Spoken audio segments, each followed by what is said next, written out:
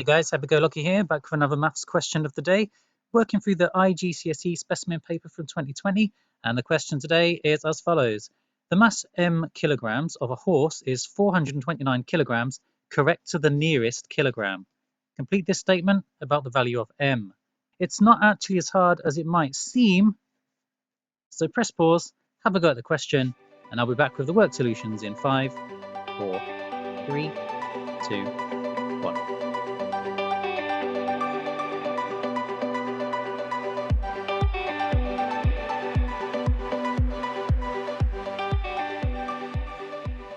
Okay guys, back with the work solutions. So we're looking at 429 kilograms to the nearest kilogram, which means it's already been rounded.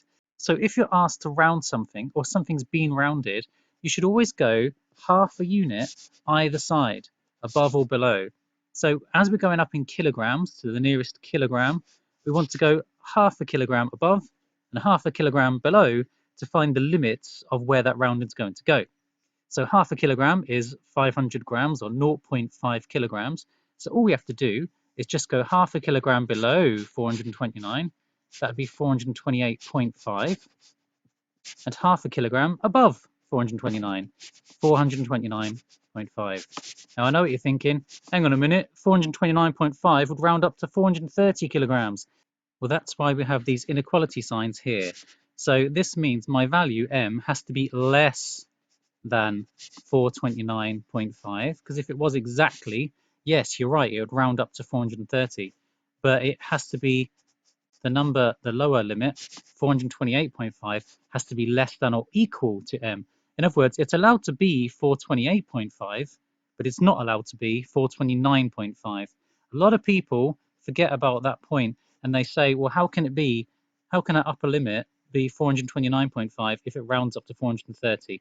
So make sure those symbols are there to say, yes, they're the upper and lower limits, but you can't actually have that upper limit because it would round up to the next one. So that's why they're there. If we have a look at a quick example, let's say we're looking at 79 to the nearest 100. If you want to round up to the nearest 100, you can go half a unit either side. You can go half above or half below for something to round up to 100. Now a half of 100 is 50, so we can go 50 backwards and we can go 50 forwards. And anything in that range would round to 100. 79 is in that range because it's more than 50. So because 79's in there, that would round up to the nearest 100. Anything above 50 and anything below 150 would work. And remember, 150, in theory, yes, would round up to 200. So you would have to say,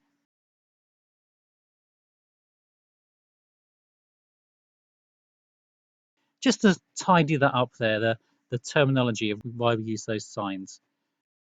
Okay, hope you enjoyed that one and got a bit more information from it. I hope that made sense. I've been Happy Go Lucky, and you've been doing some upper and lower bounds rounding to the nearest given unit. Thanks for watching, guys. See you soon. Bye.